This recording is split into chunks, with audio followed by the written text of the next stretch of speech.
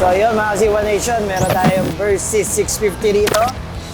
Ayan o. So pumunta siya rito para maghanda sa Ironman. So marami siyang mga nirequest sa akin at marami rin ako napansin na mga kailangan ayusin. Tumawag na kasi ito si Sir dati. So yung crash guard niya tumupi. So lumapit dito. Isang bagsak pa yan, yari yan. Basag ang crankcase. So ayusin natin yan. Itong pang-ilalim, itong bash plate niya, request niya, medyo kinakalawang na. Kasi nga medyo may edad na rin itong motor na to eh. So papalitan natin yan, lilinisin natin lahat yan. Ayan, tatanggalin natin mga kalakalawang yan. Re-restore natin yan. Ayan. Tapos, ito, kadena. Kita nyo naman, puro kalawang na. Itong mga tornilyo na to, sasama ko na yan sa papalitan. Ay isa ako napansin kanina, tignan nyo to ha. Yung brake pad. Manipis yan. Harap likod, manipis. Ang sinuwerte naman nito eh, hindi kain yung rotor. Yun yung maganda. Ito, mga nag-fade na colors. So, ayusin din natin yan. Mga nag-fade na colors na yan. Pati yung mga kalakalawang, papalitan natin yan. Ito, nag-start na sila magliha dito. Ayan, oh. Niliha na nila to. Dati kasing pinagmamountan ng side box to. Ito, malupit. Kinetong yung side stand niya. Puro kalawang, puro tad-tad. So, lilinisin namin yan. Gagrinderin, pipinturahan para malaglag lahat ng kalawang. So, ngayon, nakita nyo na yung mga dapat ayusin. Pakita ko naman sa inyo yung mga inalis ko. Yung mga nauna ko nang inalis. Liga. So, syempre, since it's a Versys touring bike, so alam nyo na yan, maraming ilaw yan. Ang problema dun sa motor ni Sir, yung mga ilaw is may edad na. So ngayon, tinanggal namin to, fabricated cellphone holder ni Sir. So medyo madumi na. Itong ilaw niya na ito, nung nakita ko to, nung ginamit namin to, halos maliwanag lang siya sa harapan. Halos di na umaabot sa lupa. 60 watts na blue water, medyo outdated na to. Parang 4 years ago na to eh. Meron din siyang Gator gun dito. Malakas naman to. Dati pa namin ginagamit to for 4 years. Ang problema ko, baka kaya siguro mahina. Tignan nyo madumi na yung salamin sa loob. So tatry namin linisin kasi alam ko malakas to eh. Try namin linisin baka maayos pa. Ewan ko nung ginawa ni Sir dito, bakit ang daming excessive na wirings. Ewan ko ba't parang naging Meralco. Ayun yung mga ayusin natin dyan. So yun, 4 years old na tong motor na to, kaya nagkaganon is hindi masyado gamit. Dalawang klase ko kasi ang pagkalaspag ng motor. Isang sobra sa gamit at isang hindi gamit. Anything po dun sa dalawa na yun na sumusobra is masama. Tignan nyo to 10,000 kilometers. So sobrang hindi po nagagamit yan. So nabababad po sa ulan, minsan natatadsikan ng kung ano-ano. Katulad nyo to, ayan Diba yung mga ganyan. Sa edad na yan. Pati ito, papalitan natin itong mga handguards niya. Papalitan na rin namin ang tambucho to. Ang tambucho kasi ngayon ni Sir is 4 years old na. So alam na natin, manipis na ang fiber na to. At nung narinig ko siya, medyo hindi na rin kaaya-aya yung tunog. So papalitan natin to. Since this is going to be in Ironman, papalitan natin to ng wedge resonator tsaka elbow out para mas tahimik sa mata ng rider pero rinig sa kalsada. Kailangan natin mag-ingay sa Ironman kasi we're going a speed na 100 kph at syempre national road yun.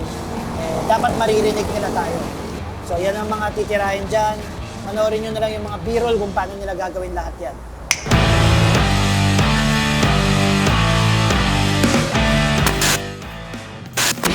So ito na yung Versys 650 natin ngayon, nasa operating room na. Ahon na siya, mas madaling gumawa pag nakaganito eh. So dami kasing babaklasin. So hayaan na natin si Master mag-start. Enjoy nyo na lang yung mga susunod nyo makikita.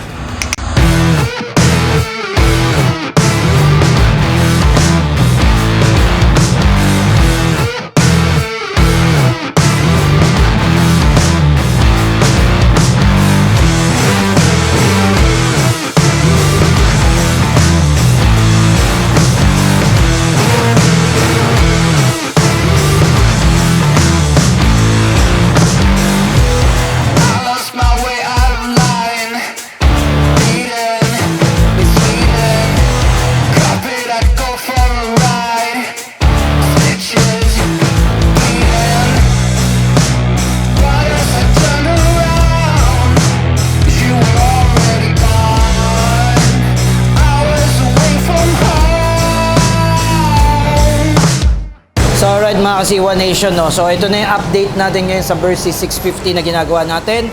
So natanggal na po yung kadena, natanggal na yung mga dapat kalawangin. Ayan pati yung preno, binaklas na namin at yung overhaul din to kasi tignan nyo, madumi na. Ayan, sa kabila naman tayo. Okay, dito naman tayo sa ilalim na part. So ito na yung bago niyang elbow. So binapping na namin yung huli niyang elbow, mas makintab na ngayon. Nilagyan na resonator, tapos ito twist namin yan palabas hanggang dito. para mas tahimik. Mag-iingay lang siya pag naka-high rev.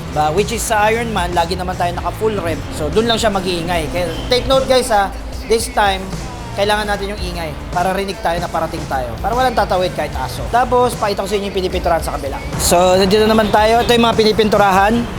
So, pininturahan namin kasi nakita nyo, puro puti-puti na. Luma na nga. Ito yung iba, oh. Ito yung ibang alloy. Ayan, kung papansin nyo may kalawang. Sabi ko, lahat ng kalawang alisin. Pati ito, pipinturahan. Puro kalawang na rin. Ang ganda na ng side stand, Biruin mo yun, yung side stand yun, side stand na, oh. Looking new na uli yung crash guard niya. Maya-maya balikan uli natin pag preno na tsaka sprocket.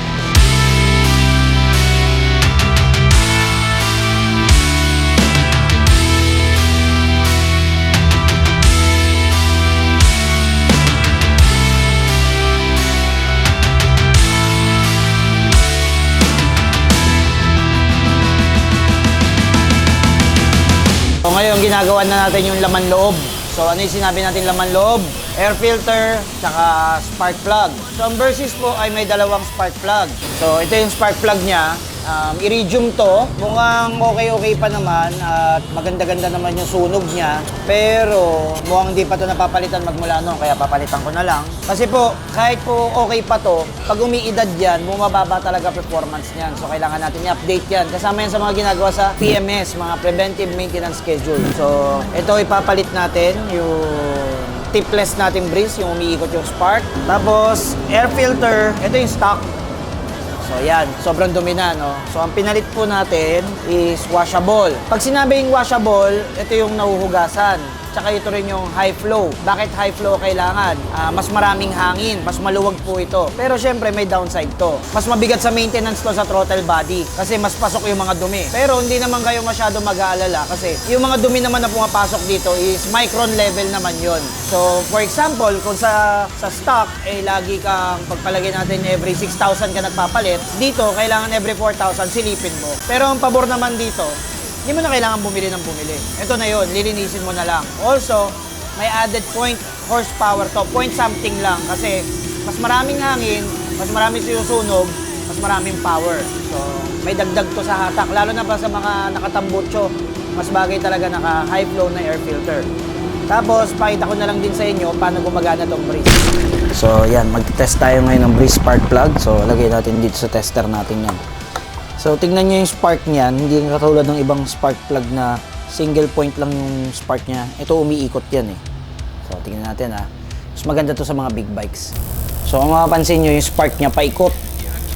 And kung sa tingin nyo po mahina, mahina po yan kasi hindi modulated tong tester namin. Pero pag yung may throttle na, habang nagto-throttle up ka, syempre, lumalakas yung spark. So, yan ang spark ng breeze spark plug. So, alam nyo na, pag bumugas sa combustion chamber, maganda talaga yung sunog kasi ang laki ng pansunog. Mas gaganda yung performance ng Versys 650 natin with high flow air filter tsaka yung full system na ikakabit natin. Siguro magkakaroon nyo ng mga 0.75 or 0.1 horsepower sa simpleng mga ganun-ganun lang. Tara, kabit na natin to.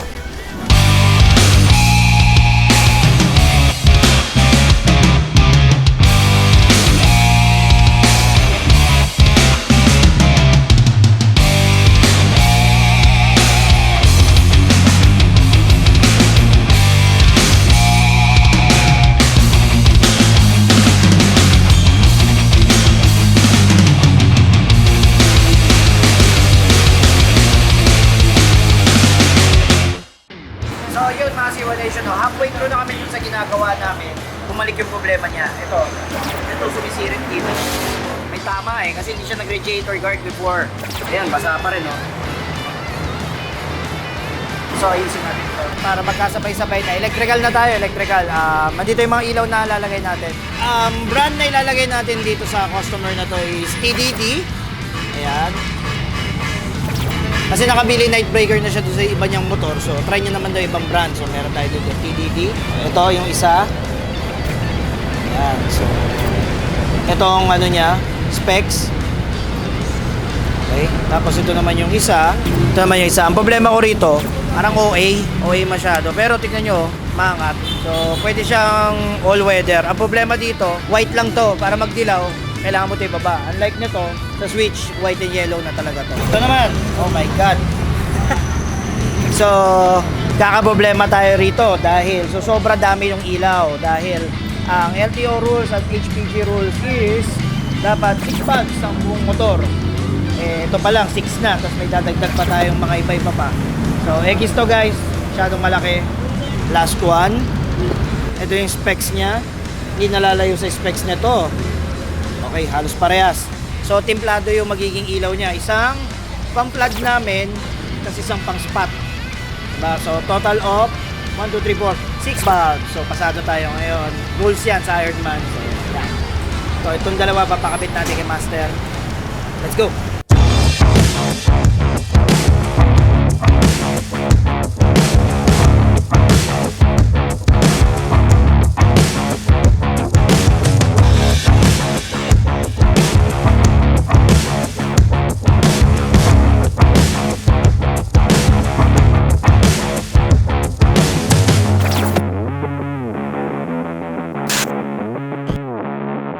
So alright mga C1 Nation, day 2 ng ating restoration para sa Versys na lalaban sa Ironman. So breakdown ko sa inyo isa-isa yung mga ginawa natin. So first off, una nyo mapapansin, ilaw. So pinalitan natin siya, dalawang set of auxiliary lights. Bali kabilaan yan, 4 na piraso. Ayan, kabilaan, 4 na piraso yan. Ayan. Tapos kung yung nakita nyo naman yung handguard niya na wala ng guard, hand na lang, pinalitan na natin uli. Yan. So, meron na uling handguard na maayos-ayos. Also, dito sa side na to, kung nakikita mo yung crash guard natin bago tayo nagsimula, di ba, puro kalawang, tabingi-tabingi. Ngayon, pantay na siya, malinis na, bagong pintura lahat. Pati mga tornilyo, pinapalitan namin, yung mga kinakalawang na tornilyo, lahat pinalitan. Yung bash plate niya, medyo marami ng pinagdaan ng gera. Ni-restore din namin, inayos namin. Tapos also sa side na to, yung mga shifter, lagi naman kinakalawang to. Dahil silver yan, so ginawa na namin ngayon, black.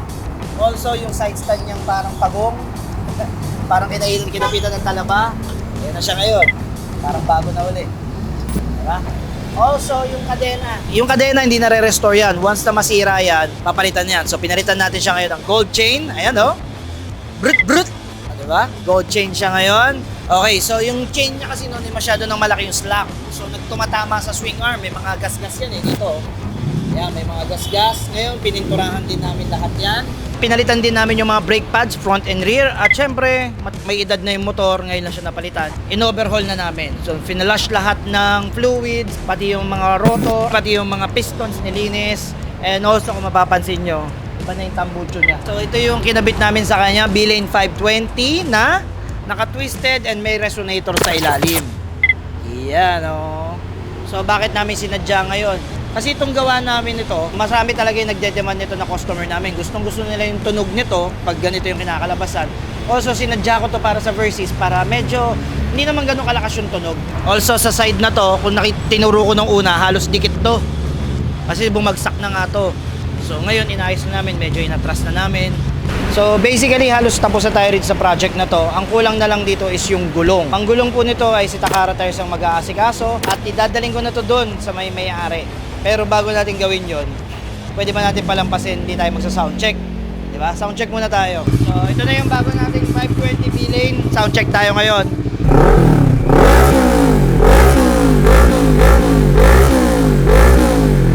Medyo tahimik siya. Kung marinig nyo, medyo may tunog siya, parang may catalytic sa ilalim. Tahimik siya ng konti kumpara dun sa mga full straight lang. So, yan yung sound check natin. Dadalhin na natin to at makikita nyo na kung sino yung gagamit nito.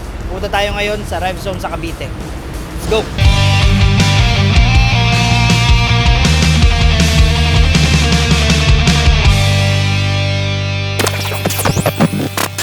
So alright mga ka-C1 Nation, nandito tayo ngayon sa Danghari para i-turn over tong Versys na ginawa natin.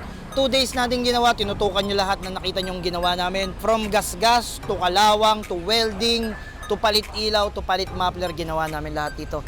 Kasi sabak na to sa Ironman. Now, user reveal tayo. Ngayon, papakilala ko sa inyo sino yung gagamit ito para sa kanyang boss Ironman. Tawagin natin ang walang kakwenta-kwentang si Breezy Rider.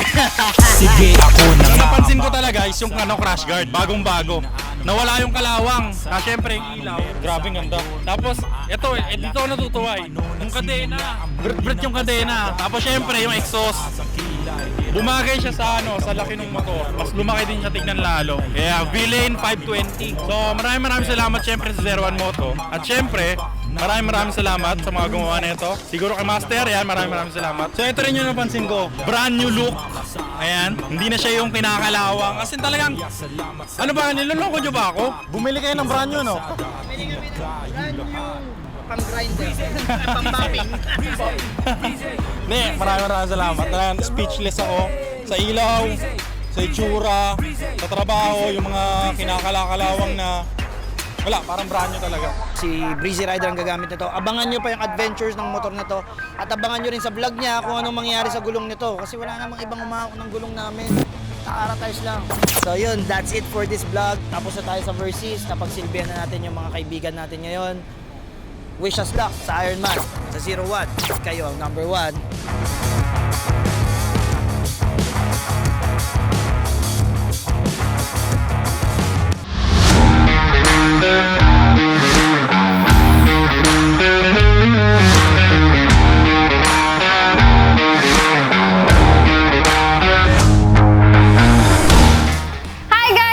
Madam from 01 Moto here to talk to you today about our new version of Villain Tailbag.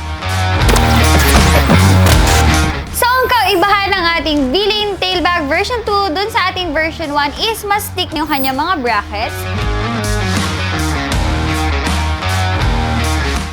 And also, mas hard na rin yung kanyang top part. At isa pa guys, is meron na rin siyang white reflector. From printed logo to emblem plastic. And yes, kasya pa rin po ang ating full face helmet.